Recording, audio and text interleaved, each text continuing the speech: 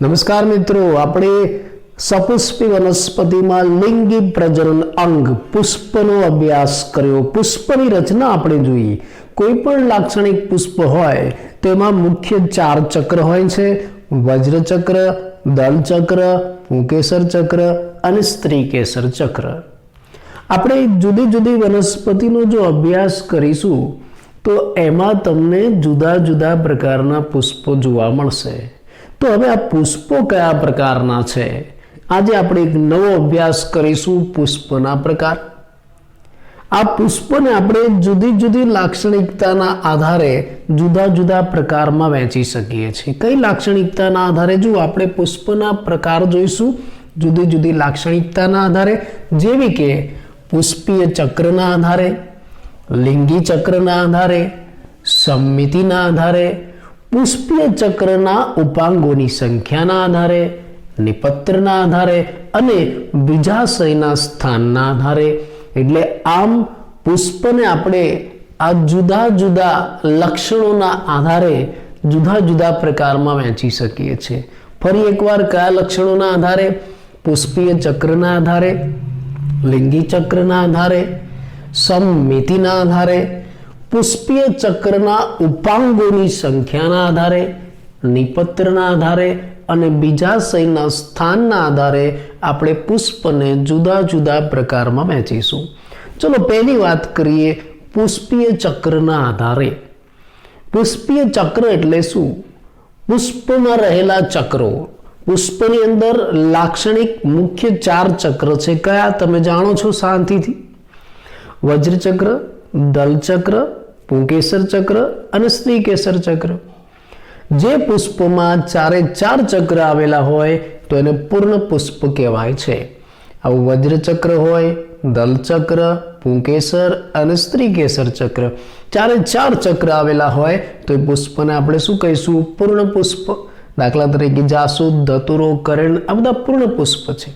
અને જો કોઈ પુષ્પમાં એકાદ ચક્ર ઓછું હોય, જો કોઈ પુષ્પની અંદર એકાદ ચક્ર ઓછું હોય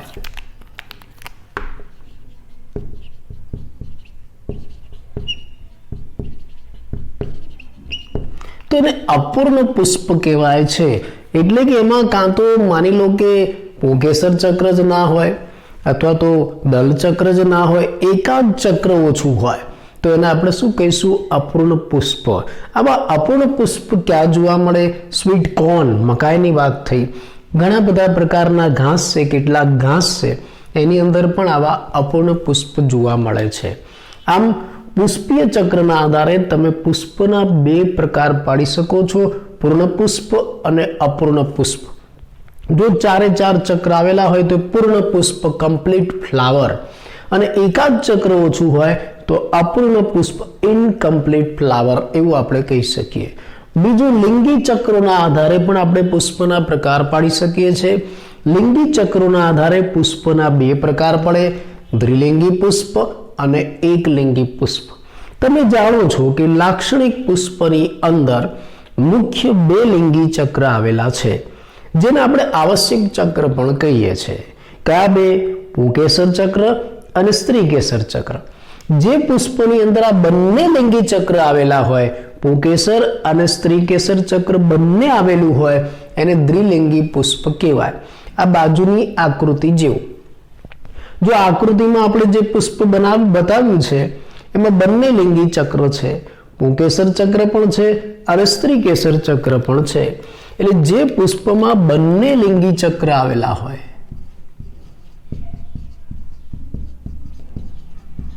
બંને લિંગી ચક્ર, એમાં પુંકેસર પણ હોય અને સ્ત્રીકેસર પણ હોય. જો પુષ્પમાં બંને લિંગી ચક્ર આવેલા હોય તો એવા પુષ્પને આપણે દ્વિલિંગી પુષ્પ કહીશું. ઘણા બધા છે. આપણે જે જાસૂદ, ધતુરો, કરેણ, બારમાસી વગેરે જોયા એ બધા દ્વિલિંગી પુષ્પ છે. અને જો પુષ્પની અંદર ફક્ત એક જ લિંગી ચક્ર હોય, કાં તો સ્ત્રીકેસર હોય કાં તો પુંકેસર હોય, તો એને એકલિંગી પુષ્પ કહેવાય છે. ફક્ત એક જ લિંગી ચક્ર હોય તો એકલિંગી પુષ્પ કહેવાય. કાં તો પુંકેસર હોય કાં તો પછી સ્ત્રી કેસર હોય. જો પુષ્પમાં ફક્ત પુંકેસર ચક્ર જ આવેલું હોય તો એવા પુષ્પને નર પુષ્પ કહેવાય, અને જો પુષ્પમાં ફક્ત ખાલી સ્ત્રી કેસર ચક્ર આવેલું હોય તો એવા પુષ્પને માદા પુષ્પ કહેવાય. તો આવા જે નર અને માદા પુષ્પ ધરાવતી વનસ્પતિ છે એને આપણે એકલિંગી કહીશું, અને આવા પુષ્પને આપણે શું કહીશું? એકલિંગી પુષ્પ કહીશું. કોની અંદર જોવા મળે? મકાઈમાં આવું છે, પપૈયામાં પણ તમે આવું જોઈ શકો છો. નર અને માદા પુષ્પ અલગ અલગ હોય. સ્ત્રી કેસર અને પુંકેસર ચક્ર બેમાંથી એક જ ચક્ર આવેલું હોય તો એને આપણે એકલિંગી પુષ્પ કહીશું. બરાબર? તો લિંગી ચક્રના આધારે પુષ્પના બે પ્રકાર, દ્વિલિંગી અને એકલિંગી. જો એક જ પુષ્પમાં બંને લિંગી ચક્ર આવેલા હોય તો દ્વિલિંગી, અને એક જ લિંગી ચક્ર આવેલું હોય તો એકલિંગી. કાં તો પુંકેસર ચક્ર હોય કાં તો સ્ત્રી કેસર ચક્ર. જો પુંકેસર ચક્ર હોય તો નર પુષ્પ, સ્ત્રી કેસર ચક્ર હોય તો માદા પુષ્પ. આવા એકલિંગી પુષ્પ ક્યાં જોવા મળે? મકાઈ અને પપૈયામાં. ચલો, ત્રીજો સૌથી અગત્યનો મુદ્દો, સમમિતિના આધારે. તમને આ અલગથી ટોપનોન સ્વરૂપે પણ પૂછાય હો. સમમિતિના આધારે પુષ્પના પ્રકાર સમજાવો. ખૂબ જ અગત્યનો અને એક અલગથી પૂછાતો મુદ્દો છે, સમમિતિના આધારે પુષ્પના પ્રકાર. તમે આવું નામ સાંભળ્યું છે? સાંભળ્યું છે? ચલો, કોઈ સાંભળ્યું છે આવું? સમમિતિ. હા, તમે આવું નામ સાંભળ્યું છે. ક્યાં? પ્રાણીઓમાં. આપણે પ્રાણીઓમાં સમમિતિના આધારે પ્રકાર પાડ્યા. તમને યાદ હોય તો દ્વિપાર્શ્વ સમમિતિવાળા પ્રાણી, અર્ય સમમિતિવાળા પ્રાણી, અસમમિતિવાળા પ્રાણી નામ સાંભળ્યું છે ને? એ સમમિતિ તમે કેવી રીતે નક્કી કરતા હતા? પ્રાણીઓની અંદર એ સમમિતિ તમે કેવી રીતે નક્કી કરતા હતા? એના મધ્ય અક્ષમાંથી પસાર થતી ધરી દ્વારા એ પ્રાણીને વિભાજિત કરીને. તમારે કોઈ પ્રાણીમાં સમમિતિ નક્કી કરવી હોય તો એના મધ્ય અક્ષમાંથી પસાર થતી ધરી દ્વારા પ્રાણીને વિભાજિત કરીને તમે સમમિતિ નક્કી કરતા હતા. અહીંયા પણ આપણે સમમિતિ નક્કી કરવાની છે, પણ પ્રાણીની નહીં. કોની? પુષ્પની. તો અહીંયા શું કરવું પડશે? પુષ્પને વિભાજિત કરવો પડશે. કેવી રીતે? તો આપણે એના પ્રકાર જોઈએ. દાખલા તરીકે કોઈ પુષ્પ છે, એના આ કેન્દ્ર ભાગેથી, આ કેન્દ્ર છે પુષ્પનું. માની લો કે આપણી પાસે આ એક લાક્ષણિક પુષ્પ છે, આ પુષ્પનું કેન્દ્ર છે. એના કેન્દ્રમાંથી પસાર થતી કોઈ પણ ત્રિજ્યા દ્વારા જો આ પુષ્પને બે સરખા ભાગોમાં વિભાજિત કરી શકાય તો એ પુષ્પને નિયમિત પુષ્પ કહેવાય છે. શું કહેવાશે? નિયમિત પુષ્પ. અને એ સમમિતિને અર્ય સમમિતિ અથવા તો ત્રિજ્યા સમમિતિ કહેવાય. એટલે આવું પુષ્પ છે, આ એનો કેન્દ્ર ભાગ છે. માની લો કે તમે આ કેન્દ્રમાંથી પસાર થતી આ એક ત્રિજ્યા દ્વારા પુષ્પને કાપો છો તો એના બે સરખા ભાગ થાય, એક આ બાજુનો, બીજો આ બાજુનો. એવી જ રીતે તમે કેન્દ્રમાંથી પસાર થતી આ બીજી ત્રિજ્યા લો અને ત્યાંથી પુષ્પને કાપો તો ફરી પાછા બે સરખા ભાગ થાય, એક આ બાજુનો, એક આ બાજુનો. એવી રીતે માન લો કે તમે અહીંથી પસાર થતી ધરી લો, અહીંથી પસાર થતી ત્રિજ્યા લો તો પણ બે સરખા ભાગ થાય, આ બાજુનો, આ બાજુનો. એવી રીતે તમે એને અહીંથી આ ત્રિજ્યા અહીંથી કાપો તો પણ બે સરખા ભાગ થાય. એટલે પુષ્પને કેન્દ્રમાંથી પસાર થતી કોઈ પણ ત્રિજ્યા અહીંથી તમે કાપો, અહીંથી કાપો, અહીંથી કાપો, અહીંથી કાપો કે અહીંથી કાપો, કોઈ પણ ત્રિજ્યાથી તમે પુષ્પને કાપો અને એના બે સરખા ભાગ થાય તો એવા પુષ્પને આપણે શું કહીશું? નિયમિત પુષ્પ કહીશું. બીજા શબ્દોમાં અર્ય સમમિતિવાળા પુષ્પ, ત્રિજ્યા સમમિતિવાળા પુષ્પ. આવા નિયમિત પુષ્પ તમે ઘણા બધા જોયા છે. એક તો આપણે બતાવ્યું હતું એ જાસૂદ, ધતુરો, રાય અને મરચા. આ બધાની અંદર નિયમિત અથવા તો અર્ય સમમિતિ જોવા મળે છે. આ પુષ્પને આપણે નિયમિત પુષ્પ કહીશું. એક્ટિનોમોર્ફિક ફ્લાવર, ઇંગ્લિશમાં એને એક્ટિનોમોર્ફિક ફ્લાવર કહેવાય છે. અને સમમિતિ કઈ કહીશું? અર્ય સમમિતિ. ઇંગ્લિશમાં એને રેડિયલ સિમેટ્રી કહેવાય છે. એક્ટિનોમોર્ફિક ફ્લાવર અને રેડિયલ સિમેટ્રી ધરાવતા પુષ્પ એવું કહી શકાય. ચલો બીજો ઓપ્શન, કેટલાક પુષ્પ એવા છે કે જેને ફક્ત તમે એક જ લંબદરીયથી વિભાજિત કરો તો જ બે સરખા ભાગ થાય.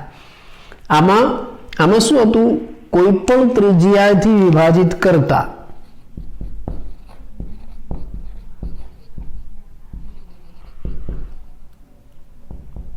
કોઈ પણ ત્રિજ્યાએથી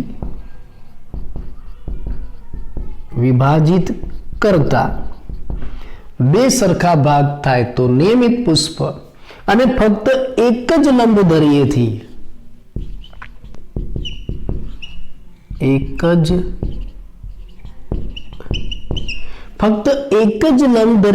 જો તમે પુષ્પને વિભાજિત કરો તો જ બે સરખા ભાગ થાય, નતર ન થાય. ફક્ત એક જ લંબદરીયથી પુષ્પના બે સરખા ભાગ પડે તો એને અનિયમિત પુષ્પ કહેવાય છે. એક જ લંબદરીયથી અહીંથી કાપશો ને તો જ આ પુષ્પના બે સરખા ભાગ થશે. બાકી તમે અહીંથી કાપવા જશો ને તો બે સરખા ભાગ નહીં થાય. તમે અહીંથી કાપવા જશો ને તો પણ બે સરખા ભાગ નહીં થાય. એવી જ રીતે તમે અહીંથી કાપવા જશો તો પણ બે સરખા ભાગ નહીં થાય. એટલે ફક્ત અહીંથી નહીં થાય, જો અહીંથી બે સરખા ભાગ ન થાય, અહીંથી ન થાય, અહીંથી ન થાય, ફક્ત એક જ લંબદરીયથી બે સરખા ભાગ થાય પુષ્પના તો એને અનિયમિત પુષ્પ કહેવાય છે, અથવા તો દ્વિપાર્શ્વ સમમિતિ કહેવાય છે. અનિયમિત પુષ્પ એને ઝાયગોમોર્ફિક ફ્લાવર કહેવાય. દ્વિપાર્શ્વ સમમિતિ એટલે બાયલેટરલ સિમેટ્રી એવું પણ કહેવાય છે. આવા અનિયમિત પુષ્પ કયા છે એના ઉદાહરણ તમને પૂછાય પરીક્ષામાં. વાલ, વટાણા, ગુલમોહર, ગલતોરો આ બધા અનિયમિત પુષ્પ છે. ચલો ત્રીજો ઓપ્શન, કેટલાક પુષ્પ તો એવા છે તમે કેન્દ્રમાંથી પસાર થતી કોઈ પણ ધરી ના લો, કોઈ પણ ધરી લો તો પણ એના બે સરખા ભાગ ન થાય. કેન્દ્રમાંથી પસાર થતી કોઈ પણ લંબ ધરી લો તો પણ બે સરખા ભાગ ન થાય તો એને અસમમિતીય પુષ્પ કહેવાય. નામ યાદ રાખજો, અસમમિતીય પુષ્પ, એસિમેટ્રિક. ઉદાહરણ તરીકે કેના જોયું છે? બગીચામાં, કોઈ પણ સાર્વજનિક બગીચામાં તમે જાઓ, કેના લગભગ હોય જ. અને ઘણા ઘરના બગીચાની અંદર પણ કેના ઉગાડતા હોય છે. સોસાયટીના બગીચામાં, ફ્લેટની અંદર બગીચો હોય તો ત્યાં પણ આવા કેના તમને જોવા મળશે. એકદમ કેસરી રંગના અથવા તો પીળા રંગના પુષ્પો તમને મોટા મોટા જાડા જોવા મળશે. કેના છે એને તમે કોઈ પણ દરિયેથી કાપો બે સરખા ભાગ થાય જ નહીં, એ અસમમિતીય પુષ્પ કહેવાય, એસિમેટ્રિક ફ્લાવર એવું આપણે કહી શકીએ. તો આ એક અલગથી પૂછાતી ટૂંક નોંધ છે, ખાસ યાદ રાખજો. સમમિતિના આધારે પુષ્પના પ્રકાર, એમસીક્યુમાં તમને આના ઉદાહરણ પણ પૂછાય. સમમિતિના આધારે પુષ્પના 3 પ્રકાર પડે છે: નિયમિત, અનિયમિત અને અસમમિતીય. નિયમિત સીધું સાદું સરળ કે ભાઈ કોઈ પણ દરિયેથી તમે કાપો, કેન્દ્રમાંથી પસાર થતી કોઈ પણ ત્રિજ્યાથી કાપો, એના બે સરખા ભાગ થાય જ તો એને શું કહીશું? નિયમિત પુષ્પ. અને ફક્ત એક જ દરિયેથી બે સરખા ભાગ થાય તો અનિયમિત પુષ્પ. અને કોઈ પણ દરિયેથી તમે એને કાપો ને બે સરખા ભાગ ન થાય તો અસમમિતીય પુષ્પ. ઉદાહરણ યાદ રાખજો. નિયમિત પુષ્પ કયા? રાય, ધતુરો, મરચા, જાસૂદ. અનિયમિત કયા? વાલ, વટાણા, ગુલમોહર, ગલતોરો. અને અસમમિતીય પુષ્પ કયું? કેના. આ એક અગત્યની ટૂંક નોંધ થઈ તમારી. ચલો આગળ પ્રકાર પાડીએ. કોના આધારે? પુષ્પીય ચક્રના ઉપાંગોની સંખ્યાના આધારે. એટલે શું? શબ્દ વાપર્યો છે જુઓ.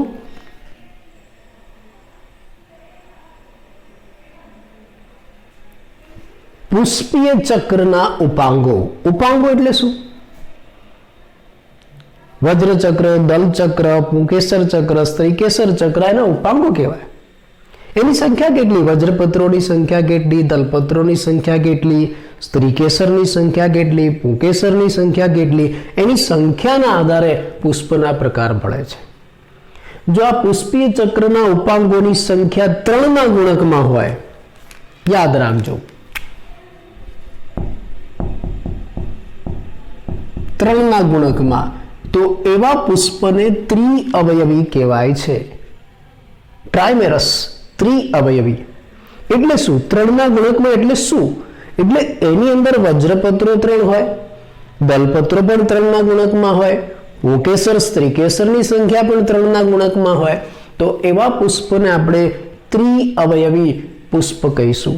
તમે એના વજ્રપત્ર ગણો 3 હોય અથવા 3ના ગુણકમાં 3, 6, 9 એવા છે. દલપત્ર ગણો તો પણ એવું જ હશે, પુંકેસર સ્ત્રીકેસરમાં પણ એવું જ હશે. એટલે બધા જ ઘટકો, પુષ્પીય ચક્રના બધા જ ઉપાંગો 3ના ગુણકમાં હોય તો એને ત્રિઅવયવી પુષ્પ કહેવાય. અને સ્વાભાવિક જો 4ના ગુણકમાં હોય તો એને ચતુઅવયવી પુષ્પ કહેવાય. અને 5ના ગુણકમાં હોય તો એને પંચાવયવી પુષ્પ કહેવાય. દાખલા તરીકે જાસૂદ, જાસૂદમાં તમે વજ્રપત્ર ગણશો 5 હશે, દલપત્ર ગણો 5 હોય, સ્ત્રીકેસર ગણો 5 હોય, એટલે નામ શું આપ્યું? પંચાઅવયવી. પણ એક વસ્તુ તમને કહી દઉં, એમાં પુંકેસરો ઘણા બધા હશે, 5 નહીં હોય. એટલે ઘણા કે સાહેબે હમણાં એમ કીધું બધા ચક્રો 5ની સંખ્યામાં હોય, વજ્રપત્ર પણ 5 હોય, દલપત્ર પણ 5 હોય, પુંકેસર પણ 5 હોય, સ્ત્રીકેસર પણ 5 હોય તો પંચાવયવી કહેવાય એવું નહીં. કદાચ એકાદ ચક્રમાં આગુ પાછું એક ચાલે. મોટે ભાગે પંચાવયવી હોય તો વજ્રપત્ર 5, દલપત્ર 5, સ્ત્રીકેસર 5 ચાલે. પછી પુંકેસર ભલે 5 ન હોય તો પણ એને પંચાવયવી કહેવાય. એટલે પુષ્પચક્રના ઉપાંગોની સંખ્યા મોટે ભાગે દરેક 4 ચોક્કસ એક સરખી સંખ્યામાં હોય એવું જરૂરી નથી. પણ મોટે ભાગે જો 3ના ગુણકમાં હોય તો ત્રિઅવયવી, 4ના ગુણકમાં હોય તો ચતુઅવયવી, 5ના ગુણકમાં હોય તો પંચાવયવી એવું આપણે કહીશું. આ પ્રકાર આપણે પુષ્પીય ચક્રના ઉપાંગોની સંખ્યાના આધારે પાડ્યો. ચલો એના પછીનો પ્રકાર નિપત્રના આધારે.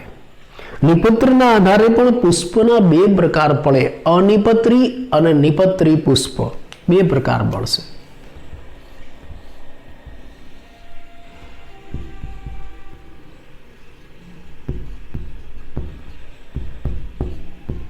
અનિપત્રી પુષ્પ અને નિપત્રી પુષ્પ.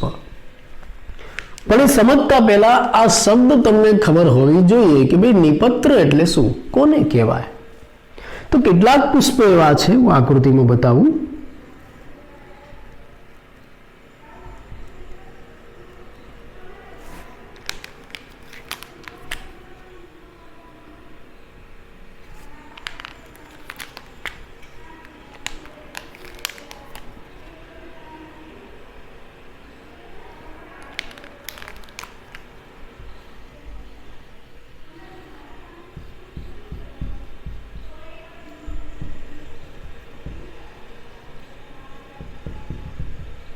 આ એક પુષ્પ છે કોઈ લાક્ષણિક, અને આ એનું પુષ્પદંડ છે. કેટલાક પુષ્પમાં આ પુષ્પદંડના તલ ભાગે આવું સંકુચિત કે અવિકસિત પર્ણ આવેલું હોય છે. યાદ રાખજો, સંકુચિત કે અવનત થયેલું પર્ણ.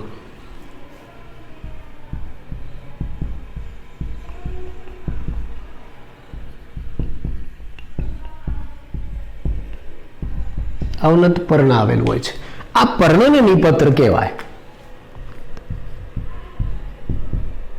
આ પર્ણને શું કહેવાશે? નિપત્ર. તમે વ્યાખ્યામાં પણ પૂછાય કે ભાઈ નિપત્ર એટલે શું? તો કેટલાક પુષ્પમાં, બધામાં નહીં, કેટલાક પુષ્પમાં આ પુષ્પદંડ છે એના તલ ભાગે સંકુચિત અવનત પામેલું એટલે કે અવિકસિત વિઘટિત થયેલું પર્ણ આવેલું હોય છે, જેને નિપત્ર કહેવાય છે. જે પુષ્પની અંદર આવું નિપત્ર હોય એવા પુષ્પને નિપત્રી પુષ્પ કહેવાય. જે પુષ્પમાં આવું નિપત્ર આવેલું હોય એને નિપત્રી પુષ્પ કહેવાય. ઉદાહરણ તરીકે બોગનવેલ.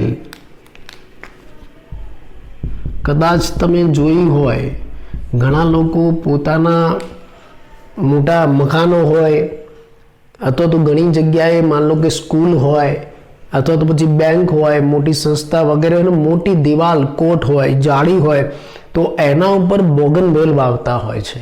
કેમ કે બોગનવેલ છે ને રંગબેરંગી તમને લાગે, એના પુષ્પો, એના નિપત્રો ખૂબ જ રંગીન અને આકર્ષક હોય.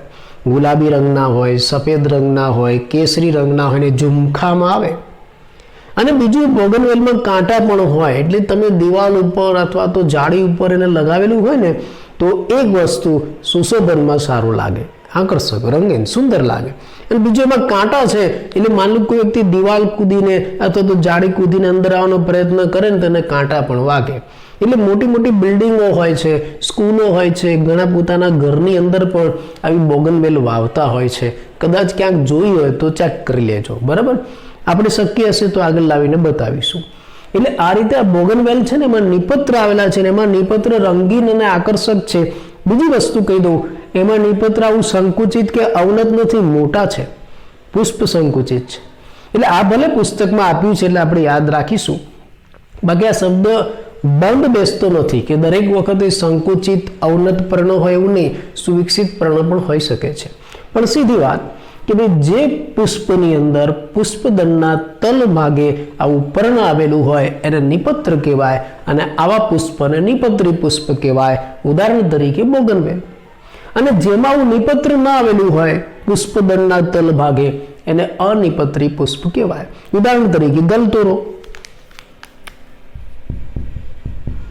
ગલતોરો એમાં આવું છે. તો આમ નિપત્રના આધારે આપણે પુષ્પના બે પ્રકાર પાડી શકીએ છીએ, નિપત્રી અને અનિપત્રી. ઉદાહરણ પણ યાદ રાખજો, અનિપત્રી પુષ્પ ગલતોરો, નિપત્રી કયું થયું? બોગનવેલ. છેલ્લો પ્રકાર બીજાશયના સ્થાનના આધારે, જે પણ તમને અલગથી ટૂંકનોંધમાં પૂછાય છે, જે આપણે અલગથી લઈશું. પણ ફરી એકવાર આટલા પ્રકાર જોઈ લઈએ, ધ્યાનથી સમજી લઈએ, યાદ રહી જાય એવા છે.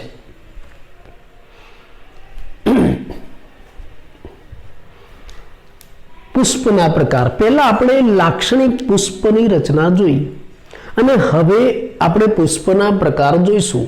કેમ કે જુદી જુદી વનસ્પતિ ઉપર જુદા જુદા પ્રકારના પુષ્પ હોય છે.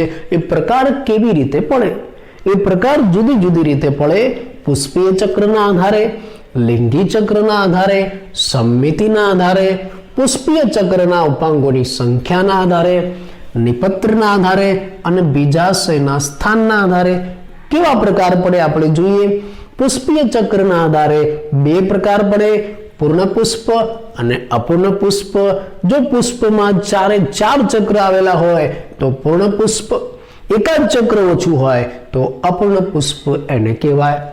લિંગી ચક્રના આધારે પુષ્પની અંદર જો બંને લિંગી ચક્ર આવેલા હોય એક જ પુષ્પમાં, સ્ત્રીકેસર અને પુંકેસર ચક્ર એક જ પુષ્પમાં આવેલું હોય તો દ્વિલિંગી પુષ્પ અથવા તો ઉભયલિંગી પુષ્પ કહેવાય. અને માની લો કે ફક્ત એક જ લિંગી ચક્ર આવેલું હોય, કાં તો સ્ત્રીકેસર ચક્ર હોય કાં તો પુંકેસર ચક્ર હોય, તો એને એકલિંગી પુષ્પ કહેવાય. જો પુંકેસર ધરાવતા હોય તો એવા પુષ્પને નર પુષ્પ કહેવાય, સ્ત્રીકેસર ધરાવતા હોય તો માદા પુષ્પ કહેવાય. આવા પુષ્પ તમને મકાઈ, પપૈયામાં જોવા મળે. સૌથી અગત્યનું, સમમિતિના આધારે પુષ્પના પ્રકાર મુખ્ય ત્રણ પડે છે: નિયમિત, અનિયમિત અને અસમમિતીય. જો પુષ્પને કેન્દ્રમાંથી પસાર થતી કોઈ પણ ત્રિજ્યા દ્વારા આપણે બે સરખા ભાગોમાં વિભાજિત કરી શકીએ તો એવા પુષ્પને નિયમિત પુષ્પ કહેવાય. અને એને અર્ય સમમિતિ અથવા તો ત્રિજ્યા સમમિતિ વાળા પુષ્પ પણ કહેવાય. ઉદાહરણ તરીકે રાય, ધતુરો, મરચા, જાસૂદ. પણ જો કોઈ પુષ્પને તમે ફક્ત એક જ લંબધરીયથી બે સરખા ભાગોમાં વિભાજિત કરી શકો તો એને અનિયમિત પુષ્પ કહેવાય અથવા તો દ્વિપાર્શ્વ સમમિતિ વાળા પુષ્પ. ઉદાહરણ તરીકે વાલ, વટાણા, ગુલમોહર અને ગલતોરો. એવી જ રીતે પુષ્પીય ચક્રના ઉપાંગોની સંખ્યાના આધારે, જો આ ઉપાંગો 3ના ગુણકમાં હોય તો ત્રિઅવયવી પુષ્પ, 4ના ગુણકમાં હોય તો ચતુઅવયવી પુષ્પ અને 5ના ગુણકમાં હોય તો પંચાવયવી પુષ્પ, એવું આપણે કહીશું. અને છેલ્લે નિપત્રના આધારે પુષ્પના બે પ્રકાર, નિપત્રી અને અનિપત્રી. નિપત્રી પુષ્પ કયું? બોગનવેલ. અનિપત્રી ગલતોરો. જે નિપત્રી પુષ્પ છે એમાં નીચે આવું નિપત્ર આવેલું છે અગત્યનું છેલ્લું બીજાશયના સ્થાનના આધારે પ્રકાર, જે તમને અલગથી ટૂંક નોંધમાં પણ પૂછાય છે.